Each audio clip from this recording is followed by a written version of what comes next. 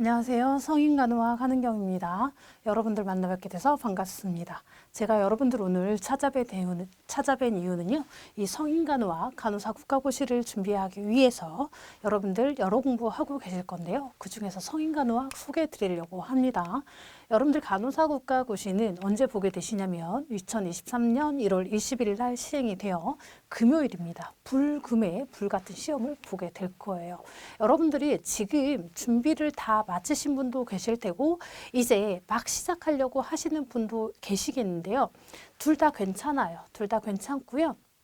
둘 다 괜찮은 이유는 뭐냐?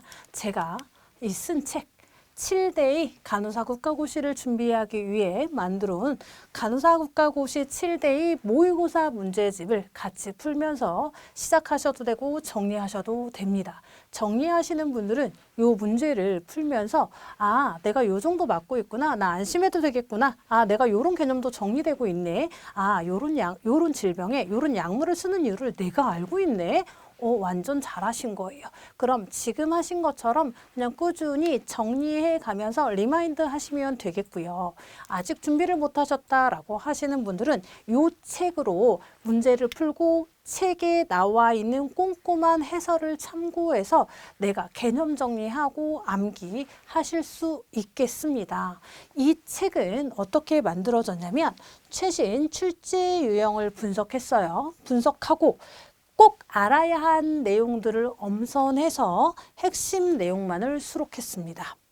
출제 연도를 표기해 줬어요. 각각의 출제 연도를 표기해 줬기 때문에 출제 연도 수가 빈번할수록 꼭 중요하다라고 얘기를 할 수가 있겠죠. 왜냐하면 중요하기 때문에 자주 출제되는 거예요. 그러니까 이번 시험에서도 출제될 수가 있겠지. 가능성이 높겠지예요. 꼭 나온다는 아니고 가능성이 높다. 그러면 그 가능성이 높은 거에 대해서는 어떻게? 우리가 꼼꼼히 공부해야겠다를 알 수 있겠죠. 그래서 이 출제 연도가 많을수록 아, 나 이건 꼭 정리해야겠네 라고 알고 계시면 되겠습니다. 그래서 효율을 높이고 출제 경향을 파악할 수 있도록 구성했고요.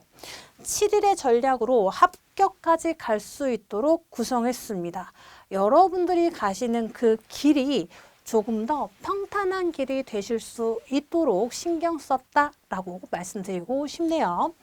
7회의 기출 예상 문제로 1일, 위례식 일주일 만에 완성할 수 있어요. 실제로 여러분들이 지금까지 공부가 다 되신 분들은 7일 안에 완성이 돼요. 그런데 이제 시작하시는 분들은 솔직히 말씀드려서 7일 동안 힘들어요. 왜냐하면 1회에 모의고사를 풀고 이 모의고사에서 맞은 거 틀린 거 개념 정리 특징 같은 것들을 내가 다 암기하려고 하면 조금의 시간이 더 필요해요. 그래서 지금까지 준비하신 분들은 그냥 그대로 하시고요. 준비를 못 하셔서 이걸로 막 시작하시는 분들은 조금 더 시간을 할애해 주세요. 지금까지 봤던 핸드폰들 좀 내려놓으시고요. 재밌게 읽으셨던 책들 내려놓으시고요. 지금은 이 책을 가지고 내가 집중할 시간이다 라고 시간을 조금 더 끌어당겨서 내 것으로 만들고 정리하셔야 되겠습니다. 회당 295문제로 구성이 되어 있고 총 7일 동안 2065문제를 풀어보게 됩니다. 295문제는 뭘까? 여러분들이 보시는 간호사 국가고시가 총 295문항으로 이루어져 있고요. 한 문제당 1점의 배점이에요. 그래서 총 295점을 만점으로 한다라고 얘기를 할 수가 있겠습니다. 그래서 여러분들이 준비가 되신 분도 준비되지 않으신 분도 다 이 책으로 가능하다라고 감히 말씀드릴 수가 있겠습니다. 그러면 과목별 문항수와 배점 및 과락 점수를 살펴볼게요. 우리가 간호사 국가고시를 보게 되면 여러분들이 수험표를 들고 어디로 가요? 내가 배정받은 학교로 갑니다. 배정받은 학교에 배정받은 교실 문을 들고 들어가면 내 수험 번호가 적힌 책상에 딱 앉게 돼요. 그때부터 긴장하시는 분들도 계실 테고요. 아, 이 낯선 공기 너무 좋아. 내가 여기서 이런 환경에서 고등학교 때 공부했었지. 그리고 내가 아주 큰 꿈을 가지고 간호대학에 입학했었잖아. 라고 생각하시면서 굉장히 좀 들뜨시는 분도 계실 거예요. 아무렴 다 괜찮아요. 우리는 그 수험 번호가 적힌 그 책상에 앉아서 3시간 동안, 3시간이 아니라 3교시간의 시험을 치러내게 됩니다. 그래서 여러분들이 몇 시까지 입시를 하셔야 되냐면 내가 배정받은 곳에 8시 30분까지 입시를 하게 되고요. 입시를 하셔야 되고요. 1교시 시험은 몇 시부터 시작하냐? 9시부터 시작해서 10시 35분까지 봅니다. 이 얘기는 무슨 얘기냐? 성인간호학 70문제, 모성간호학 35문제, 105문제를 95분 동안 풀어내게 된다라는 얘기예요. 95분 동안 105문제를 풀려고 하면 요거 연습이 필요합니다. 그래서 이 문제를 다 풀고 마킹까지 다 95분 안에 끝내야 돼요. 그래서 여러분들이 이 모의고사, 제가 만든 이 7데이 모의고사를 풀어볼 필요가 있다는 거예요.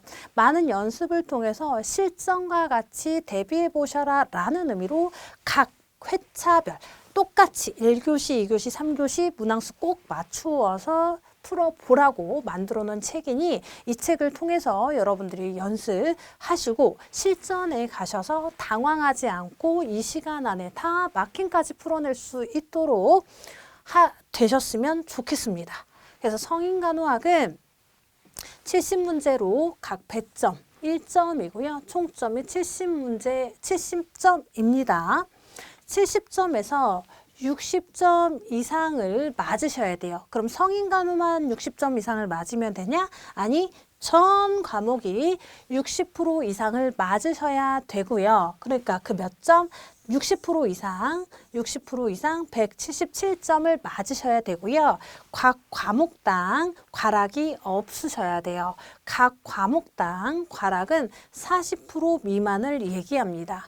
성인간호학 같은 경우 28점 미만이 되면, 그러니까 27개 이하로 맞으면 과락이 되는 거예요. 그러니까 여러분들은 적어도 성인간호학에서 몇 점을 맞으셔야 되냐면 50점에서 60점은 맞으셔야지 무난하게 합격해요. 그런데 여러분들이 저랑 같이 성인간호학 모의고사를 풀어보신다고 하면 몇 점까지 맞을 수 있냐? 무조건 60점 이상을 맞을 수가 있어요.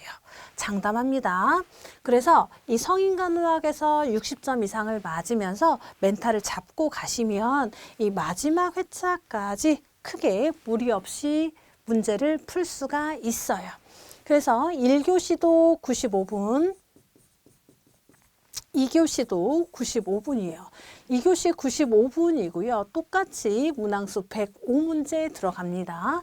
그리고 점심 먹고 나서 마지막 3교시 몇 시에 시작하냐면 13시 40분까지 입장해요. 입장하시고 시험은 13시 50분부터 시작을 하게 되고요. 13시 50분에서 시작해서 15시 10분에 끝납니다. 15시 10분에 끝난다.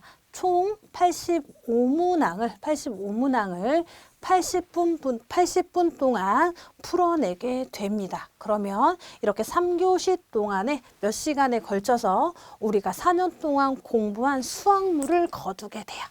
이날 시험을 보면 며칠 날 합격 발표를 하냐면 2월 17일 날 최종 합격 발표를 하게 되는데요.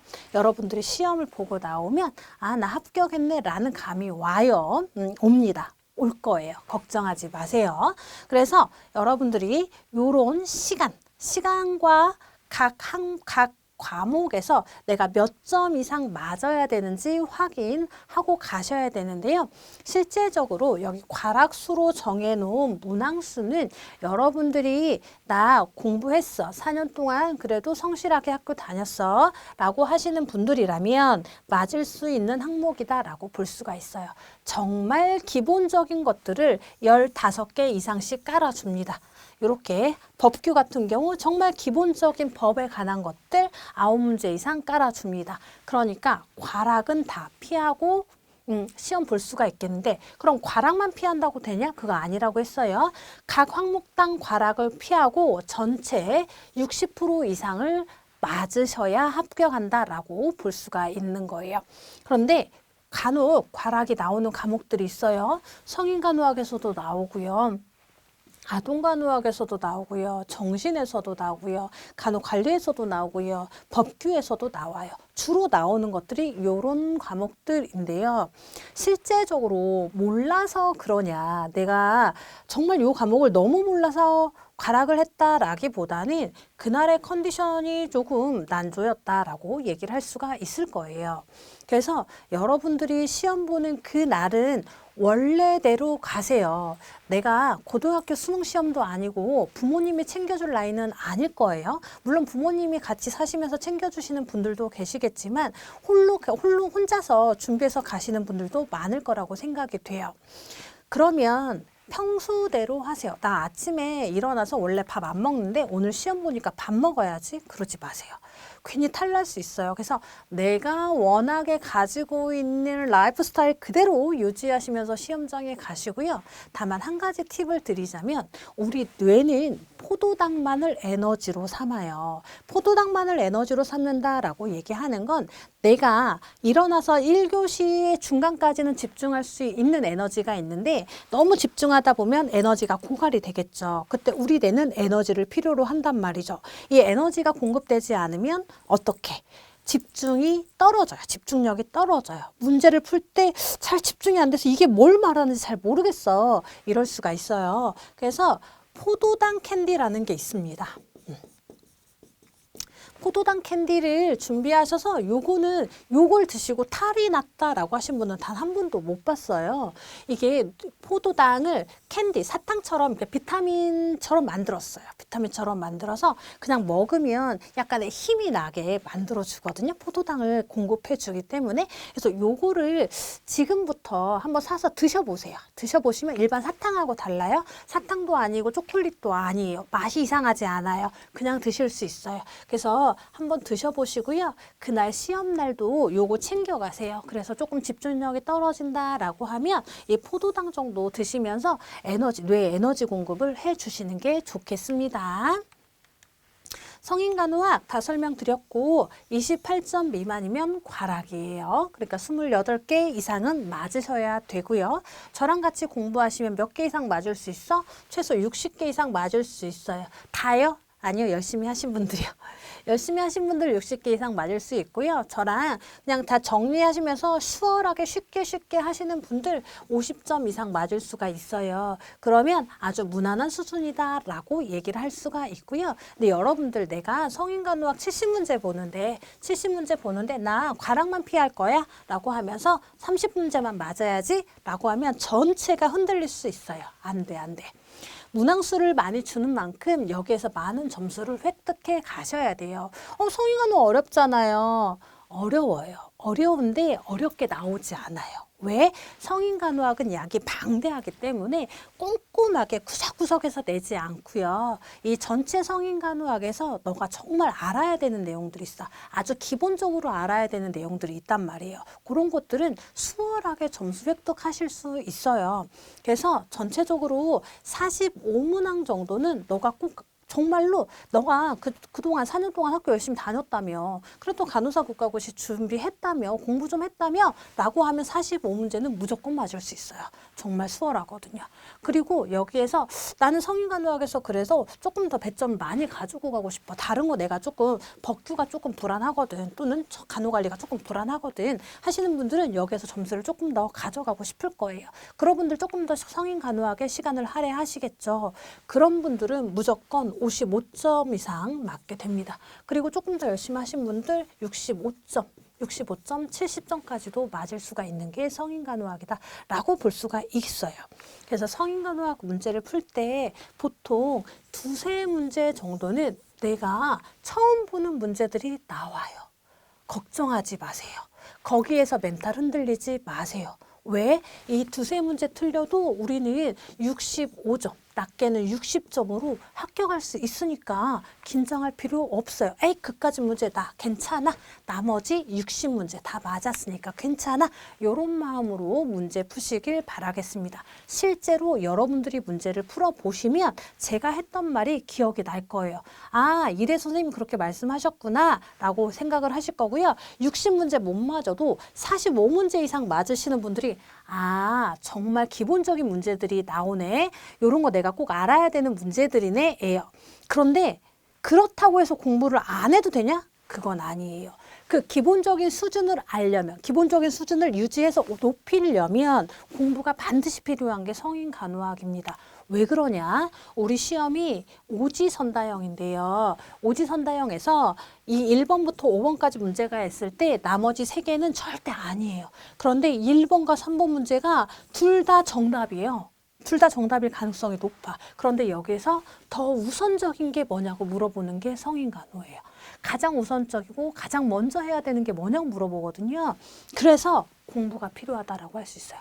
우리가 가장 먼저 해야 되는 걸 알고 있어야 되거든. 우선순위에 대해서 알고 있어야 되거든. 그래서 그 질병을 아는 것도 중요하고 그 질병 중에 간호중재 중에 우리가 가장 먼저 해야 되는 거 꼭 기억하셔야 된다라고 볼 수가 있고요. 그리고 뭐 교육이나 약물이나 이런 것들, 약물 같은 문제는 외려 쉬워요. 약물은 그 질환에서 꼭 써야 되는 약물들이 나오고 그 약물을 썼을 때 우리가 뭘 확인해야 되는지 굉장히 쉽게 연결지어서 암기할 수 있기 때문에 외래 약물은 쉬운데요.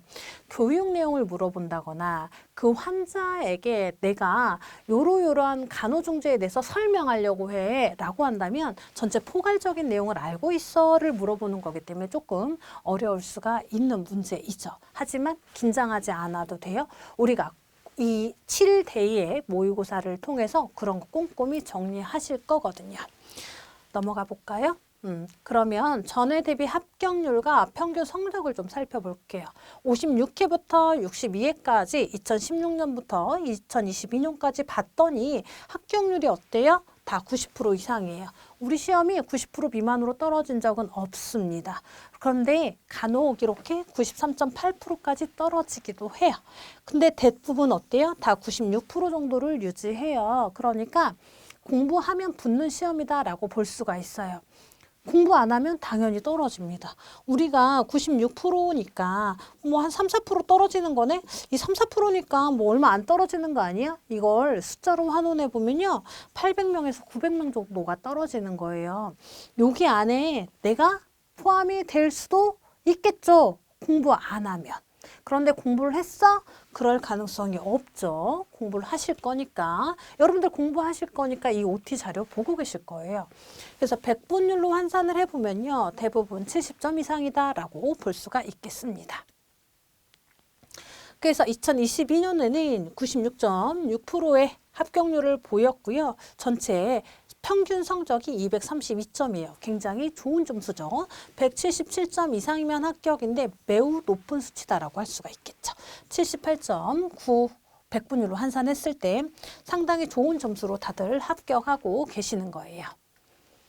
성인간호학의 난이도를 좀 보면요. 전체적으로 평이한 수준이에요. 성인간호학은 막 높게 올라가지도 않고 낮게 떨어지지도 않아. 대부분 성인간호학을 집중해서 공부하시기 때문에 75점 언저리로 맞는다라고 볼 수가 있겠습니다. 그럼 성인간호학의 시험 범위를 좀 살펴보면요. 성인간호학은 크게 4가지의 큰 분야를 가지고요. 거기에서 조금 더 세세하게 들어갑니다. 첫 번째, 안전과 안이간호. 안전과 안이간호다라고 하면 우리가 알고 있는 면역에 대해서, 수술 후의 간호에 대해서, 뭐 쇼크에 대해서 이런 것들 전반적으로 알아야 되는 내용들이 있어요. 그래서 그거에 대해서 얘기하고 있고요. 걔를 조금 더 세세하게 보면 면역 신체 손상, 안이 변화에 대해서 묻고 있어요. 영양대사 배설 간호다라고 하면 얘는 다시 섭취흡수 대사장애, 체액 불균형 배뇨장애 요거를 조금 더 쉽게 풀어보면요. 요거 어떤 걸까? 소화기계 얘기를 하는 거고요. 얘는 비뇨생식기계 얘기한다라고 볼 수가 있어요. 그리고 신장 파트 같이 포함이 되겠죠.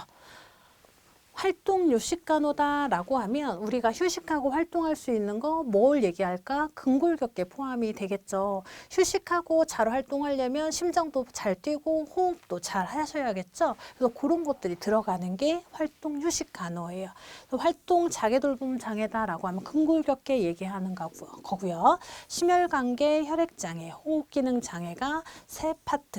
세 번째 분야에 들어가고요. 네 번째 파트 뭐가 들어가냐? 인지 조절 감각 간호 해서 인지 신경 기능, 조절 기능, 감각 기능 이렇게 나누어서 시험을 보게 돼요. 여기 보시면 시험 범위로만 보시면 아주 간단해. 그죠? 요 간단한 거에서 몇 문제? 70문제 출제가 된다라고 얘기를 할 수가 있는 거예요. 또 걔를 조금 더 세세하게 좀 찢어봤더니 출제가 어떻게 되더라? 1번 안전과 안위 변화에서는 보통 8문제, 10문제 정도예요. 사실은 이 안전과 안위 변화에 세세하게 파트를 나눠보면요. 10개 파트가 나와요. 10개 챕터가 나오거든요. 그래서 그 10개 챕터에서 각각 한 문제씩 나온다라고 볼 수가 있어요. 그래서 2023년도에서는 실제로 각각 파트에서 한 개 나왔다라고 얘기를 할 수 있을 정도로 10문제 정도 출제가 됐고요. 두 번째, 섭취 흡수 대사 장애, 소화기계예요. 소화기 파트. 우리가 살아가면서 왜 그러잖아. 우리가 살아있을 때 잘 사는 거 뭐냐? 잘 먹고 잘 자고 잘 사는 거다라고 해요. 잘 먹고 잘 자고 잘 사는 거 뭐와 관련이 있어? 소화와 굉장히 관련이 있잖아요. 그래서 소화기계 파트에서는 다른 파트보다 조금 더 많은 출제의 빈도를 가지고 있습니다. 그래서 이 섭취 흡수 대사장애에서 보통 11문제에서 12문제 정도 출제가 되고 있어요. 그래서 2023년도에서는 2022년이죠. 여기 실수에 오타했네요. 2022년도에서는 섭취 흡수 대사장애에서 11문제 출제가 됐고요. 체액 불균형과 배뇨장애. 체액 불균형이다 얘기하면 여러분들 얘기하는 그 산독증이냐 대사증이냐 이런 것들 나올 수가 있고요. 고칼륨혈증 이런 거 나올 수가 있겠죠. 그리고 신장과 관련된 것들 얘기할 수가 있어요. 여기에서 7문제 정도 출제가 되고요. 활동 자기돌봄 장애. 보통은 기존까지는 이 활동 자기돌봄이라고 하는 근골격계에서 보통 4문제, 5문제 정도 출제가 됐었어요. 그 전에도 마찬가지예요. 2016년부터 쭉 봐도 보통 4, 5문제 정도밖에 출제가 되지 않았었는데 2022년도에서는 근골격계에서 조금 더 많은 출제를 했어요. 그래서 약 2-3문제가 더 늘어서 한 7문제 정도 출제가 됐고요. 여기에서 변별력이 조금 가려지긴 했었어요. 생전 처음 보는 문제. 물론 공부하신 분들은 맞은 분도 계시겠지만 내가 이런 것도 배웠어? 라고 생각되는 문제들이 여기에서 출제가 됐어요. 근골격계에서. 그래서 근골격계도 기존에 공부하시는 거 외에 조금 더 공부할 양을 추가적으로 넣었습니다. 아마 다른 책에서는 볼 수 없을 내용일 거라고 생각이 돼요. 출제 분석을 아주 꼼꼼히 했고 그 출제 경향에 맞추어서 필요한 내용을 첨가했기 때문에 아마 저희 책에서만 볼 수 있지 않을까라고 생각을 해봅니다. 그래서 요거 7문제였고요. 심혈관 혈액장애에서 보통 심혈관에서 11문제, 혈액에서 4문제 정도 해서 보통 여기에서 15문제 정도 출제가 돼요. 그래서 성인간호학에서 조금 더 집중적으로 공부할 게 어디예요? 라고 물어보면 기본적으로 이 10개 파트이고요. 그리고 두 번째 섭취 흡수 대사장애, 세 번째 심혈관 혈액장애는 꼼꼼하게 살펴보실 필요가 있겠다예요. 그리고 호흡기능 장애에서는 평이한 수준으로 나옵니다. 그래서 2022년도에도 8문제 출제가 됐고요. 인지신경장애에서 그동안은 이렇게 많이 출제가 됐었는데 8개가 출제가 되면서 나머지 문제가 근골격계로 이동했다라고 얘기를 할 수가 있어요. 조절기능장애에서는 3문제 정도 출제가 됐고요. 감각에서 정말 문제가 많이 줄었어요. 감각에서 보통 이렇게 문제가 출제가 됐었는데 5문제, 7문제 됐었는데 2022년도에는 한 문제만 출제가 됐거든요. 그래서 감각 파트가 상대적으로 조금 덜 중요한가 아니면 낼 문제가 좀 덜한가 라고 생각이 되네요. 감각이다라고 하면 우리가 듣는 거, 보는 거 이런 것들 얘기할 수가 있겠고 주로 발생하는 질환이 녹내장이나 백내장 그리고 귀와 관련해서 메니에르 질환 뭐 이런 것들, 난청 이런 것들 얘기할 수가 있겠잖아요. 그런 것들에 대해서 물어볼 수가 있을 텐데 여기에서는 감각에서는 한 문제 정도 출제가 되었었어요. 그래서 2023년도 시험도 요거와 크게 다르지 않겠지만 여기에서 조금 변화가 된다면 안전과 안위 변화에서 뭐 2문제 정도 빠지면 어디로 올 거다? 감각에서 올 거다라고 생각이 되네요. 그래서 안전과 안위와 감각은 조금 더 문제의 변화가 있지 않을까라고 생각을 해봅니다. 그럼 우리가 성인간호학을 공부할 때 어떻게 공부하는 게 좋겠느냐. 성인간호는 간단하게 문제가 나오는 해도 있었지만 대부분에는 다양한 사례를 들어요. 사례를 들고 그 사례에 적용할 수 있는지 너가 폭넓은 사고를 할 수 있는지 응용적인 사고를 할 수 있는지 물어본다라고 보시면 돼요. 그래서 어떤 질병의 어떤 증상 이렇게 물어보는 것보다는요. 어떤 사례를 주고 그래서 우리가 여기에서 해줄 수 있는 간호중재는 뭐야? 라고 물어보는 거예요. 요 사례 안에서 요 질병이 뭔지 우리가 확인해 내야 돼. 머릿속으로 생각하고 거기에 간호중재를 덧붙여야 된다라고 볼 수가 있겠고요. 이 간호중재에서도 다 같은 간호중재가 아니라 가장 우선적인 간호중재는 뭐냐라고 물어보고 있기 때문에 전반적인 개념이 필요하다라고 할 수 있어요. 그래서 성인간호를 공부할 때는 그 질병에 대한 병태 생리 기억하시고요. 병태 생리에 따른 증상 그래서 어떤 진단이 나오고 그러면 우리가 치료적 중재 어떻게 들어가고 거기에 쓸 수 있는 약물 보고 거기에 따른 간호중재 뭐야 라고까지 다 정리하실 필요가 있겠습니다. 사실은 여러분들이 이미 해보신 분도 계시겠지만 병태생리를 공부하시잖아요. 병태생리만 알면 요 나머지 것들은 쭉쭉쭉 나와요. 근데 여기에서 암기가 필요한 것들은 이 병태생리는 알겠는데 그래서 거기에 사용하는 약물이 뭔데? 약물의 이름은 좀 외우셔야 되고요. 약물의 이름 알아야 되고 약물의 부작용 알아야 되고 이 약물들을 쓸 때 우리가 해야 하는 검사들이 있어요.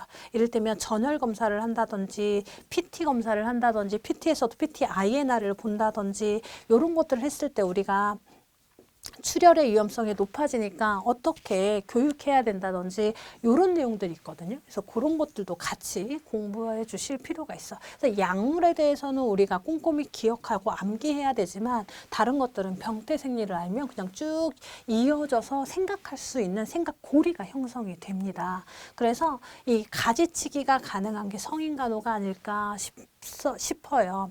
그래서 가지치기식으로 공부를 하시면 좋겠습니다. 가지를 없앤다는 게 아니에요. 가지를 없앤다는 게 아니라 큰 나무가 있으면 그 나무에 가지를 하나씩 그려가면서 공부를 하시는 게 성인간호 공부하실 때 도움이 될 거다라고 말씀을 드리고 싶습니다. 그러면 이 대표적인 예시 문제를 하나 볼게요. 우리 성인간호학 7대2에서 이런 문제 나와요. 심계항진, 피로, 허약감 등의 증상으로 입원 치료 중인 심실세동 환자예요. 우리가 간호사 국가고시도 마찬가지로 이런 증상과 함께 질병을 주는 경우도 있고요. 질병을 쭉 빼고 이런 증상들을 가지고 있는 환자에게 에녹사파린을 투여하고 있어. 이 약물을 투여하는 목적은 뭘까라고 물어봐요. 그럼 제가 아까 약물에 대해서는 그 약물의 이름과 약물을 복용했을 때 알아야 하는 것들을 기억해야 된다라고 했었죠. 그럼 여기에서는 특이하게도 이 약물의 효과나 생해야 할 검사나 아니면 이 약물이 가지고 있는 부작용에 대해서 물어보는 게 아니라 심실세동 환자에게 이 약물을 왜 투여하니? 투여하는 목적이 뭐냐고 물어봐요. 실제로 이런 문제가 출제가 될 수 있어요. 그래서 여러분들이 기본서를 공부하셨던 분들은 이 문제를 보고 빠르게 풀어내는 분도 계실 거예요. 분명히. 그런데 저 에녹사파린 약이 뭐였더라? 나 알 것 같기도 한데 기억이 잘 안 나네 하시는 분도 계실 거예요. 그런 분들 꼭 저 본 강의에서 저랑 같이 정리하시고 개념 잡고 합격까지 잡으실 수 있길 바라겠습니다.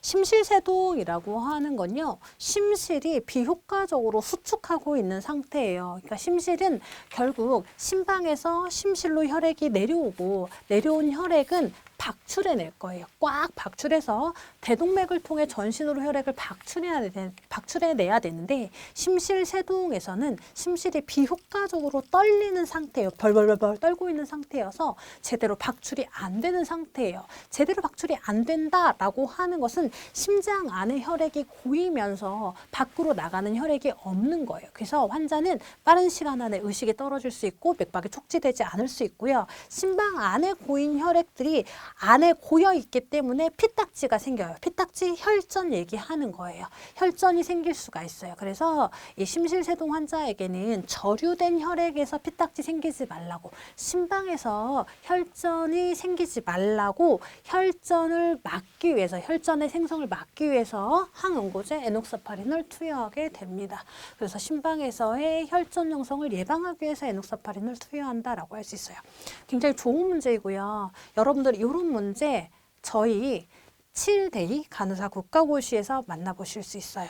조금 더 디테일한 설명은 우리 어디에서 만나요? 본 강의에서 만나 뵙겠습니다. 본 강의에서 더 다양하고 알짜배기 문제들로 여러분들과 함께 하겠습니다.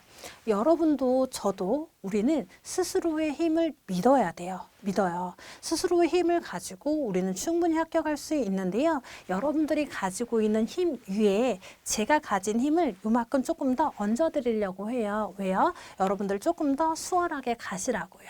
여러분들 지금까지도 힘들게 공부하신 분도 계셨을 테고 수월하게 공부하신 분도 계실 거예요.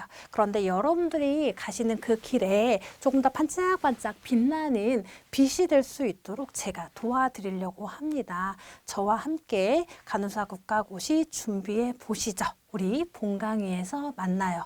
감사합니다.